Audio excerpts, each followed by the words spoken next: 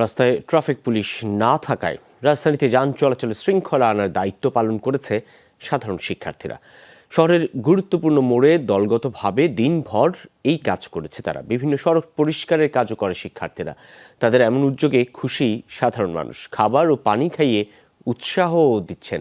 তবে দ্রুত ট্রাফিক ব্যবস্থা ফিরে আনার দাবি শিক্ষার্থী সহ সকলের। সিলন ফ্যামিলি ব্লেন্ডের কড়ালিকার আর সতেজ স্বাদের পারফেক্ট ব্লেন্ডে স্বপ্নেরা মিলুক টানা।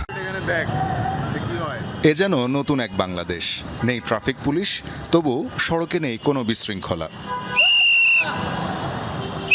সড়কে শৃঙ্খলা এনে যান চলাচল স্বাভাবিক রাখতে নেমে পড়েছে শিক্ষার্থীরাই। কোনো প্রকার পূর্ব অভিজ্ঞতা ছাড়াই দায়িত্ব নিয়ে নেয়ার বয়সটাই যে এখন। যেখানে প্রয়োজন সেখানেই নিজেকে উৎসর্গ করার মানসিকতাটাই এই প্রজন্মের শক্তি। প্রথম 10-20 মিনিট একটু হিবিসিবি হয়ে গেছিল, এখন ঠিক হয়ে গেছে। এখন সম্পূর্ণ ট্রাফিক পুলিশের মতোই সিগন্যাল দিতে পারতেছি। উইদাউট এনি অ্যানাউন্সমেন্ট আমরা কিন্তু মাঠে নেমেছি এবং সেক্ষেত্রে আমরা দেখতে পাচ্ছি তাদেরকে যদি আপনি ভদ্রভাবে কথা বলেন, বুঝিয়ে বলেন, তারা অবশ্যই শুনতে চায়। প্রথমে ট্রাফিক ব্যবস্থাপনার হিসেব বুঝতে একটু অসুবিধা হলেও নিজেদের মধ্যে আলোচনা করে এক একজন বনে গেলেন এক্সপার্ট।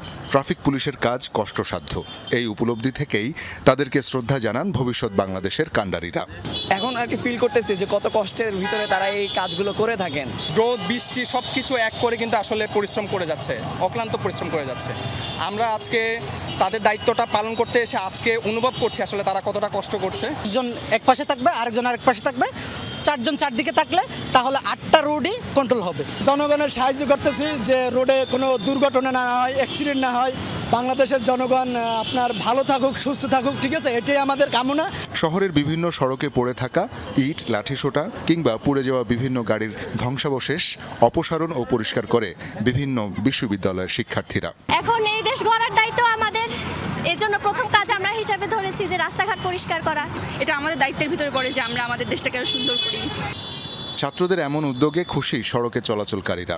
মেনে চলছেন শিক্ষার্থীদের সংকেত। খাবার ও পানি দিয়ে ভালোবাসাও জানাচ্ছেন অনেকেই। জিজ্ঞেস করছে আপনারা লাঞ্চ করছেন কি না, আমরা বলছি হ্যাঁ করছি, তারপরও তারা দিয়ে যাচ্ছে। দেখা যাচ্ছে আমরা রৌদ্রে থাকতেছি, পানির তৃষ্ণা পাচ্ছে, একটু পর পরই আমাদের জনসাধারণ এগিয়ে আসছে। কঠিন অবস্থায় একটা সুন্দর দায়িত্ব তুলে নেওয়া, এটা ভালো। ওনারা যথেষ্ট ভালোই কাজ করতেছে, কিন্তু ট্রাফিকের কাজ ট্রাফিকই করতে হবে। দেশের যদি আইন শৃঙ্খলা বাহিনী না থাকে তাহলে তো দেশের জন্য এটা খুব খারাপ হবে। যদিও ট্রাফিক পুলিশ ও আইন শৃঙ্খলা বাহিনীর বিকল্প নেই, এমনটা মানেন শিক্ষার্থী সহ সবাই। শওকত মঞ্জুর শান্ত, যমুনা নিউজ, ঢাকা।